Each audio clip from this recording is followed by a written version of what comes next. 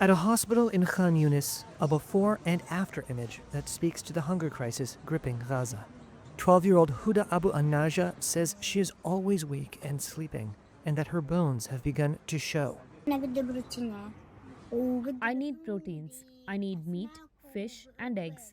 When the border crossings closed, this stopped coming to us. A global hunger monitor has said a famine scenario is unfolding in the Gaza Strip. That's after Israel cut off all supplies to the enclave from the start of March.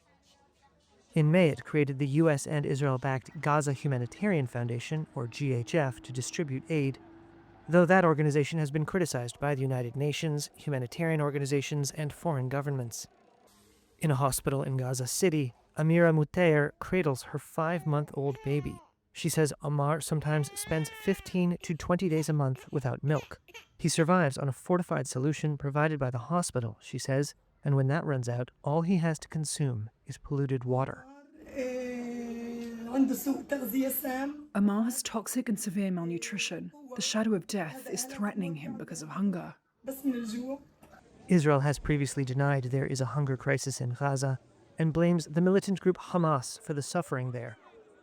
It says it is taking steps for more aid to reach Gazans, including pausing fighting for parts of the day in some areas, allowing airdrops, and announcing protected routes for aid convoys. However, the United Nations says airdrops are insufficient, and that many Palestinians have been shot by Israeli forces near GHF sites. The UN's Humanitarian Affairs Office has said food consumption across Gaza has declined to its lowest level since the onset of the war. Nearly 90% of households have resorted to, quote, extremely severe coping mechanisms to feed themselves, OCHA said in a statement, including taking significant risks to obtain food and scavenging from garbage.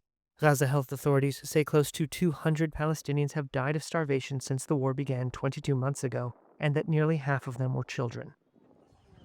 In a tent in Gaza City, Ibrahim al-Najjar says he lost his 5-year-old son Naim to malnutrition. That was a year ago. The former taxi driver is still grieving, while trying to save his other sons from the same fate. He points to his 10-year-old son Farah. This child is following him. For about a month he's been falling unconscious. This child used to be double the size he is now. Each morning, Ibrahim's older son Adnan navigates Gaza's mountains of rubble in search of a soup kitchen, but his mother Najwa says her children crave a piece of tomato, or to eat bread like other people, adding that she would beg for a grain of salt. For those who do not believe, she says, come see the children of Gaza. We are not living. We are dying slowly.